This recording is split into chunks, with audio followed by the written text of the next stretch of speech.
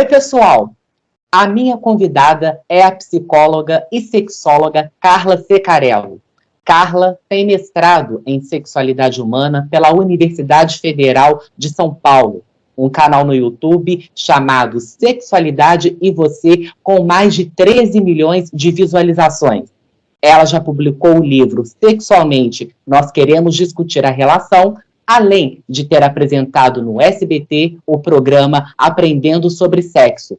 Saúde e sexualidade será o tema da conversa de hoje, a partir de agora. Carla, seja muito bem-vinda. Olá, Guilherme, e a todos aí que estão nos assistindo. Muito obrigada aí pela oportunidade, né? Vamos bater um papinho aí sobre o tema. Acho que vai ser bem interessante aqui para todos. Eu que agradeço, Carla, a sua gentileza. Carla, por que falar de sexo não deve ser um tabu? Olha, não deve ser um tabu porque o sexo, ele faz parte da nossa vida, assim como respirar, comer, dormir, andar, né?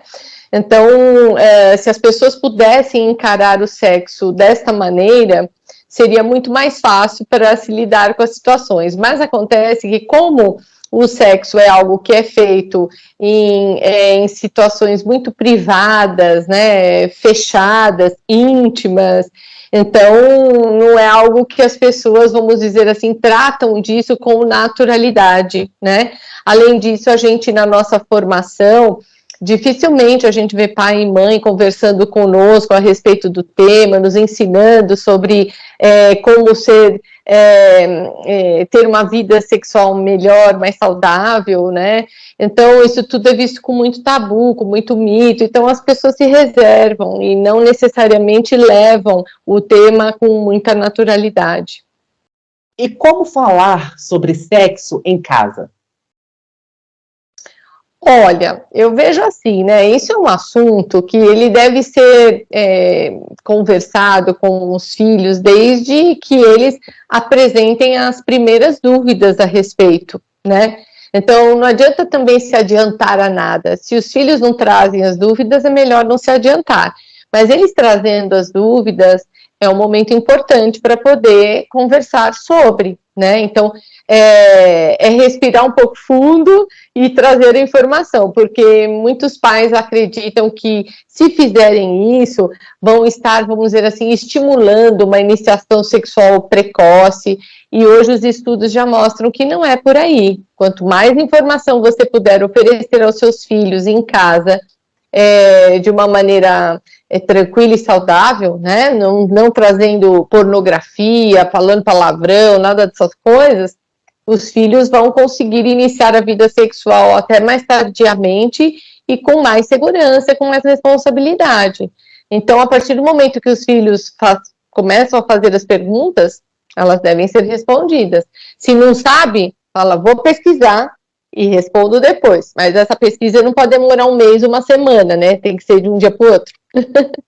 Carla, a ejaculação precoce no homem, o que ele deve fazer? Primeiro, procurar um psicólogo ou um urologista? Olha, eu acho que aí o homem, né, o paciente, ele deve ir aonde ele se sente mais à vontade num primeiro momento, né? Muito embora a gente já saiba que o tratamento para ejaculação precoce, ele é psicológico. A medicação utilizada para o tratamento da ejaculação precoce, normalmente, são os ansiolíticos, né? E aí, então, é um psiquiatra que vai recomendar, né? Associado a isso, a psicoterapia. Então, sei lá, de repente, o paciente, ele tem um médico urologista, que é de, sei lá, de sua confiança, alguma coisa assim. Se é um médico que tem uma cabeça, um estudo, né, voltado, uma cabeça legal e um estudo voltado para a área da sexualidade, ele vai poder orientar e encaminhar esse paciente para um psicólogo.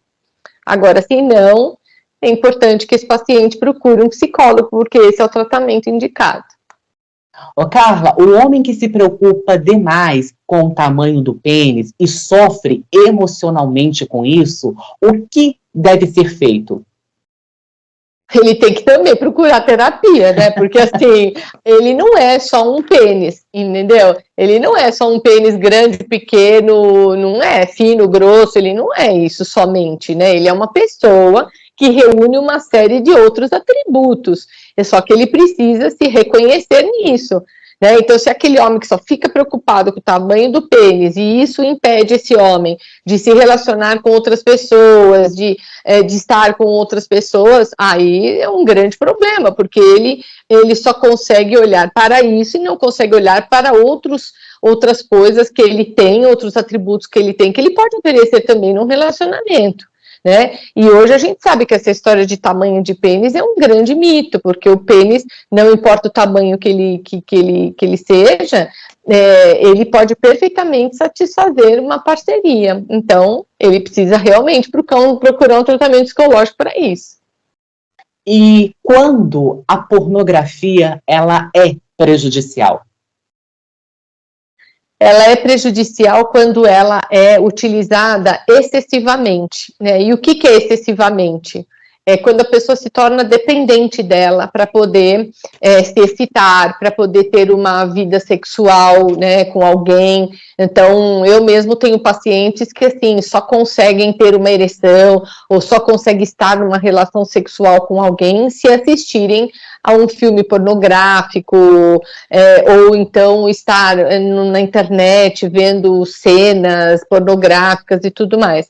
Então, aí é algo extremamente nocivo, porque é uma pessoa que ficou dependente daquilo. Por quê? Porque o estímulo da pornografia é um estímulo muito alto, né? A grande maioria das pessoas não faz nem um décimo do que acontece num filme pornográfico, por exemplo, né? Então, quando aí olha para o lado e vê que a parceria não tem nada a ver igual com aquela ou aquele que tem lá no filme, por exemplo, né? Aquilo deixa a pessoa muito desmotivada para o sexo em casa, então precisa buscar algo fora, como a pornografia. Então, aí não é legal. Isso realmente atrapalha a pessoa de ter bons relacionamentos. Quando adolescentes acessam conteúdo adulto, o que os pais devem fazer? Os pais realmente devem ficar bastante de olho em relação a isso e devem procurar, assim, orientar os filhos do porquê que isso não é bom, né? Porque o adolescente, ele está iniciando a vida sexual dele. Se ele ou ela, né, inicia a vida sexual vendo um conteúdo adulto, ele vai aprender, né, esse adolescente vai aprender a não desenvolver o lado da conquista, do flerte, né? Ele vai para o lado mais fácil, né? Que é pagar uma prostituta ou garota de programa, o que quer que seja, ou então ficar somente na pornografia, que estimula uma coisa muito isolada, solitária, e a masturbação excessiva. Então, quer dizer, a pessoa ela perde, né, a possibilidade de estabelecer relações afetivas, vínculos afetivos com as pessoas, né?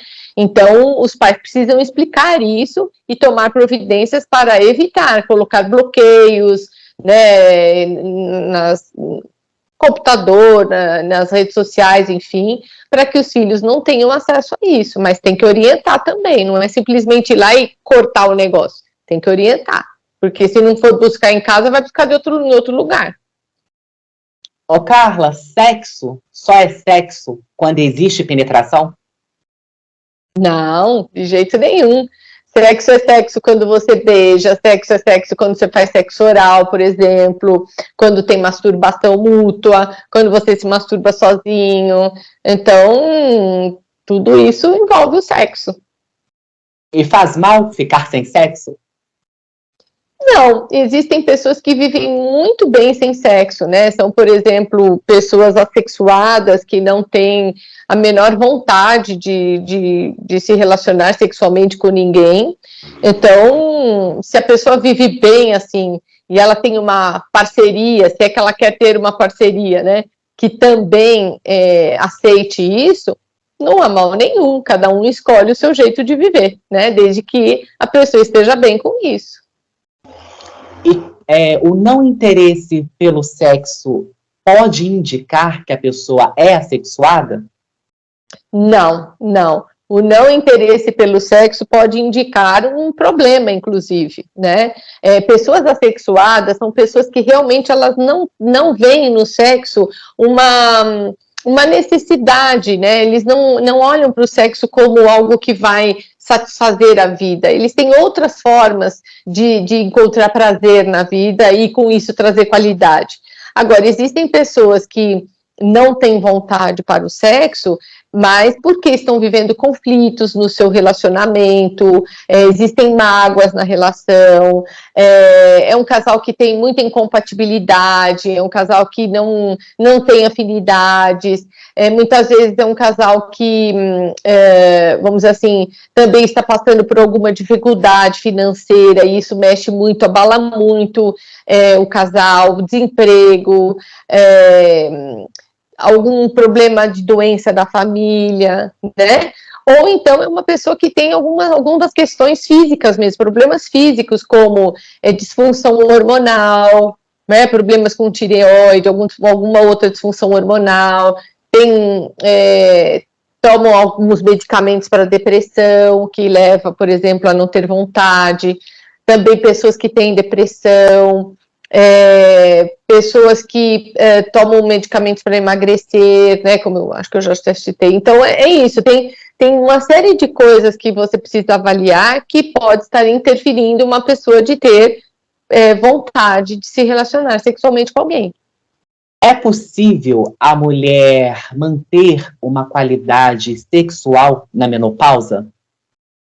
Hoje em dia é bastante possível, porque a medicina está bem avançada nesse sentido, então a mulher pode fazer reposição hormonal, a mulher ela pode fazer o laser para poder melhorar toda a mucosa vaginal, então ela não vai ter dor na hora da penetração.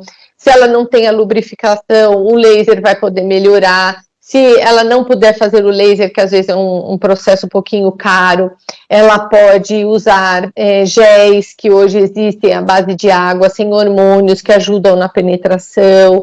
Então tem bastante coisa que a mulher pode fazer hoje para ter uma vida sexual muito boa durante a menopausa. A reposição é uma maravilha, né? E quais são os benefícios do orgasmo? Olha, o orgasmo, ele traz uma sensação de muito alívio, de baixa tensão, né? Então, a mulher, ela eleva o seu nível tensional no corpo, né? Para poder atingir o orgasmo, e depois que ela tem o orgasmo, ela relaxa, o homem também, a mesma coisa, relaxa. Então, isso traz uma sensação de bem-estar, de relaxamento, de um alvo, né, de um objetivo cumprido numa relação, porque chegou ao fim de uma maneira prazerosa. Então, traz benefícios interessantes aí, né? A pessoa se sente mais mulher, o homem se sente mais homem, e assim por diante. Ô, Carla, eu vi uma pesquisa encomendada pelo portal UOL. Os usuários da plataforma Sexlog escolheram algumas fantasias sexuais para fetiche nesse ano de 2022. Mais de 12 mil internautas responderam à enquete. Aí o resultado ficou: 45% tem desejo de transar em locais públicos, 11% fetiche por dominação, 7% fetiche por submissão. Os fetiches, eles atrapalham ou apimentam o relacionamento? Bom, aí depende, né? Depende, porque o fetiche é como se você se fixasse numa determinada coisa para poder aquilo te transmitir um prazer, né? Então, por exemplo, fetiche por calcinhas, por pés, por o próprio sadomasoquismo, não deixa de ser, e assim por diante. Então, se você tem uma parceria que aceite, né, vivenciar junto com você os seus fetiches, não há problema nenhum, tá certo? Se um aceita, o outro aceita, tá tudo em ordem, tá tudo bem, sejam felizes, tá tudo certo. Agora, se você quer uma coisa e o outro não quer, aí você fica insistindo, o outro não quer, aí você quer muito, a outra pessoa nunca cede, isso passa a ter um problema na relação. Né? Então, aí o casal precisa ver de que jeito vai resolver isso. né? Então, o fetiche pode ser uma coisa boa para uns, mas pode não ser uma coisa boa para outros. Então, nesse caso, o diálogo é a melhor saída. Eu vejo, porque quando as pessoas se conhecem, eu acho que é bem importante elas colocarem, né, que existe, por exemplo, eu tenho esse tipo de fetiche, eu gosto disso, como é que você lida com isso, o que você acha, como é que é e tal, até para outra pessoa poder entender se ela quer ficar ou que ela quer cair fora, né, é bem assim. Então, e tentar, né? Ah, de repente eu tento, é legal, acho que vai ser possível para mim, vamos dar continuidade aqui. Então, acho que o diálogo, sem dúvida nenhuma. Aliás, o diálogo eu vejo que é o remédio para muita coisa. Ô, Carla, a sexóloga, psicóloga e presidente da Sociedade Internacional de Especialistas em Sexologia, a Miriam Larrazabal, disse que o sexo entre idosos é o grande tabu em nossa sociedade. Falta uma educação sexual ou um conhecimento quando se fala em sexo na terceira idade? Ah, muito grande, né? E eu vejo que esse é um ponto que nós vamos ter que discutir muito seriamente. Aliás, já tem muitas discussões a respeito, porque, veja, uma mulher hoje de 60, 65 anos não é mais a mesma mulher de 60, 65 anos da época da minha mãe, por exemplo. Né? Uma mulher hoje de 60, 65 anos, ela trabalha, ela é ativa, ela faz ginástica, ela dança, ela tem amigos, ela, entendeu? Ela tem uma atividade e também ela faz sexo. É uma pessoa que faz sexo, tem uma vida sexuativa. A medicina está avançada, como a gente já falou anteriormente, que tem, por exemplo, no caso para as mulheres, o laser que ajuda na lubrificação. No caso dos homens, também tem reposição hormonal, tem as medicações que podem ser tomadas para poder manter uma ereção. Então, assim, hoje a medicina está dando total condição para que o idoso tenha vida sexual ativa, né? Agora, é que a sociedade é preconceituosa, então o netinho não vai olhar para o seu avô e a sua avó e achar que eles beijam, que eles transam, entendeu?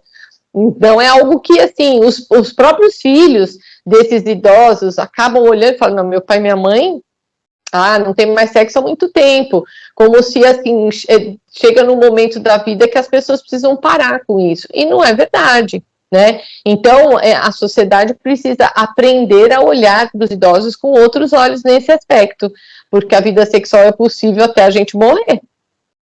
Ô, Carla, qual é a sua opinião sobre os aplicativos de relacionamento? Olha, eu acho interessante, eu gosto dos aplicativos, só que eu acho que as pessoas elas precisam saber usar esses aplicativos, né?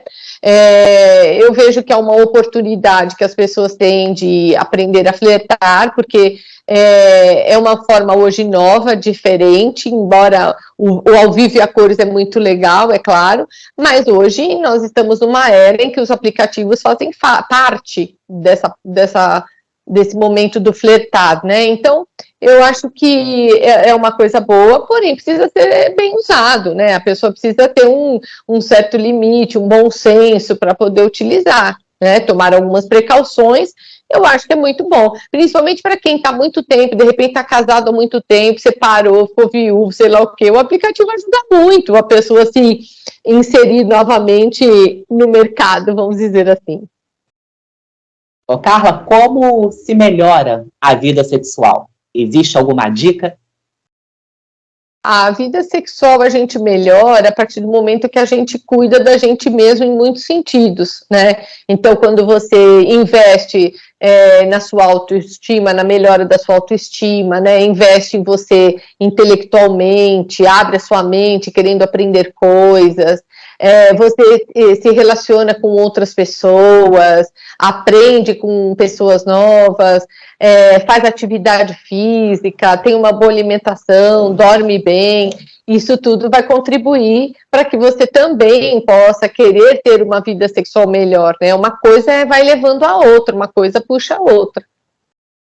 Ô, Carla, lá em 2006 para 2007, você apresentou no SBT um programa chamado Aprendendo sobre Sexo, um sucesso nas madrugadas de domingo. Você acredita que atualmente na TV brasileira Haveria espaço para um programa que abordasse essa temática? Ah, com certeza. As pessoas, por exemplo, pedem muito para que eu volte para fazer um programa como esse. Mas, né, precisa ter patrocínios, precisa ter um monte de coisa aí. Mas eu vejo que tem sim, porque as pessoas ainda são muito carentes de informação. E o programa, pelo menos, era um programa em que eu respondia essas dúvidas, eu trazia casos, trazia informações que as pessoas se identificavam muito. Então eu vejo que tem, sim, tem espaço para isso. É só a emissora querer, né? Ô, Carla, eu quero muito agradecer a sua gentileza, a sua disponibilidade, generosidade por ter parado os seus compromissos. Eu sei que a sua agenda é extremamente apertada e ter falado comigo por esses minutos. Muito obrigado. Eu que agradeço, viu, Guilherme? Sucesso aí, que dê tudo, que a nossa entrevista tenha sido um sucesso para você também. E obrigada pela oportunidade, viu? Eu quem agradeço. E por favor, Carla, a Carla tem um canal sensacional no YouTube, ela dá dicas maravilhosas no Instagram dela. Eu gostaria que você deixasse os seus contatos de redes sociais, por favor. Então, quem quiser assistir aos meus vídeos, né, pode entrar lá no youtube.com/Carla Secarello, tudo junto. Toda semana tem vídeo novo. E no Instagram, né, sempre tem um post, tem uma pesquisa, tem alguma informação legal lá, é o @Secarello, com C e 2 L's. Os contatos que a Carla disse, claro, estarão descritos para você assim que a entrevista for ao ar. Deixo o meu agradecimento sempre muito especial ao público que me acompanha aqui no YouTube e na próxima semana, se Deus quiser, estaremos de volta com outra entrevista. E por favor, inscreva-se no canal. Um abraço e até lá!